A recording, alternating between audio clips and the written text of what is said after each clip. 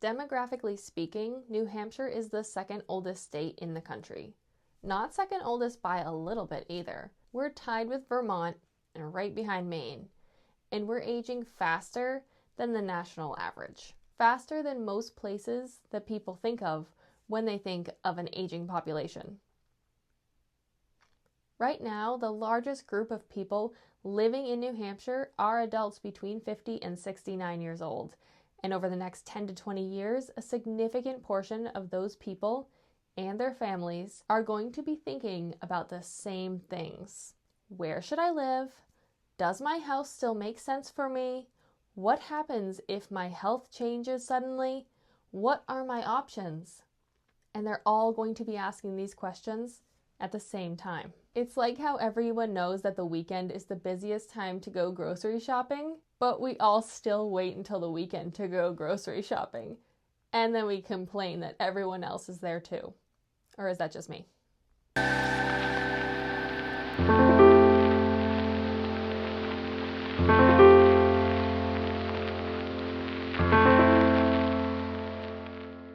Here's where this gets interesting.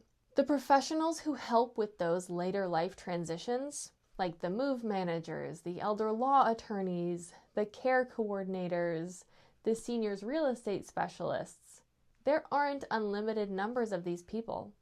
Their calendars are going to be booked out for years. The housing options that work well for people in their 70s and 80s, like the 55 plus communities, the continuing care communities, the well-located condos, there's a finite amount of that inventory too. The waiting lists will be much longer. So what happens when a very large group of people all need the same things at the same time?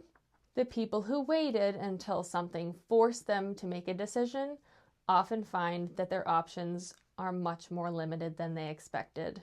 Not because they did anything wrong, just because of the timing. If you've got senior living on your mind, for yourself or for someone you love, here are a few things worth starting to think about now, while there's still plenty of room to think slowly. The first thing is housing, of course. Not in the sense of, where will I move? Because that's a big question and you don't have to think about that yet. But in the sense of understanding what actually exists. A lot of people discover their options late, which means they're choosing under pressure from a short list. Do you know the difference between a 55 plus community and a continuing care retirement community?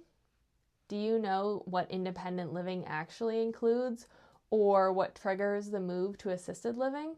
These don't have to be morbid questions. They're the kind of question that, once you understand the landscape, makes the whole thing feel a lot less like a cliff and a lot more like a shortcut you didn't notice before. The second thing is the legal and financial side. This is the one that people put off the longest, and it's also the one that creates the most chaos when it hasn't been addressed.